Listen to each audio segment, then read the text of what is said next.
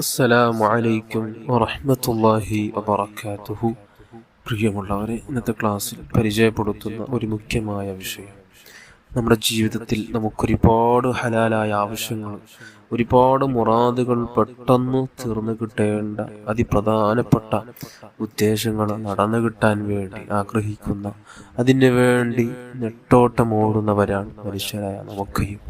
ഒന്നും ഒരു ആധാരമായി നമുക്കൊന്നും കിട്ടാത്ത സമയത്താണ് ഹറാമിലേക്ക് ചെന്ന് ചാടുക എങ്കിൽ നിങ്ങൾക്ക് ഏത് ഹലാലായ നല്ല ഉദ്ദേശങ്ങൾ പൂർത്തിയാക്കാൻ പെട്ടെന്ന് സാധിക്കണമെങ്കിൽ ഇത് മുജറബൻ പരിശോധിച്ച് ഫലം കിട്ടിയൊരു കാര്യമാണ്. ബഗയത്തുൽ മുസ്തർഷിദിൻ എന്ന ഗ്രന്ഥത്തിൽ നമുക്ക് ഈ വിഷയം കാണാം. ഫിഖ് ചർച്ച ചെയ്യപ്പെടുന്ന ഒരു ഗ്രന്ഥമാണ്. ആ ഗ്രന്ഥത്തിൽ നമുക്ക് ഈ വിഷയം കാണാം. മൻ കറഹ യാസീൻ, ഒരാൾ യാസീൻ സൂറത്ത് ഓതുന്നു, 4 മറാത്തി, 4 തവണ യാസീൻ സൂറത്ത് ഓതുന്നു.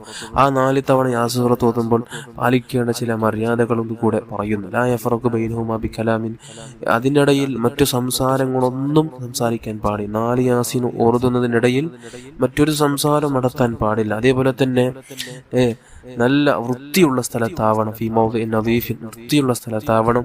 അതേപോലെ തന്നെ നല്ലൊരു സ്ഥലത്ത് നല്ല വുളൂഹോട് കൂടെ തന്നെ ഇരുന്ന് 4 തവണ ഒരാൾ പരിശുദ്ധ യാസീൻ സൂറത്ത് ഓതിയാൽ പിന്നെ അദ്ദേഹം പിന്നെ അദ്ദേഹം പറയുന്ന സലാസൻ 3 പ്രാവശ്യം ഈ ദുആ നടത്തുന്നു. ഏതാണ് ആ ദുആ?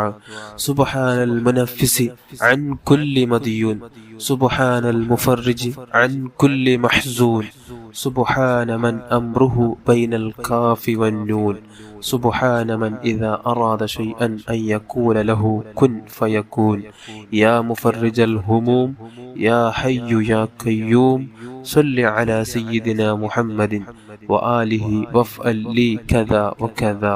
ഈ പ്രാർത്ഥനയാണ് അദ്ദേഹം 3 തവണ, ഈ ഒരു ദിക്ർ അദ്ദേഹം 3 തവണ പറയുന്നു എങ്കിൽ അദ്ദേഹത്തിൻ്റെ ഏത് ആവശ്യവും അദ്ദേഹം മനസ്സിൽ കണ്ടു, എന്താണോ അദ്ദേഹം മനസ്സിൽ വിചാരിച്ച് യാസീൻ സൂറത്ത് ഓതുന്നത്, അത് അദ്ദേഹത്തിന് അല്ലാഹു തആല നടത്തി കൊടുക്കും, അല്ലാഹു തആല സാധിപ്പിച്ചു കൊടുക്കുമെന്ന് മഹാന്മാർ നമുക്ക് പഠിപ്പിക്കുകയാണ്. അതുകൊണ്ട് എല്ലാവരും ഉപയോഗപ്പെടുത്തുക. അല്ലാഹു കബൂൽ ചെയ്യട്ടെ.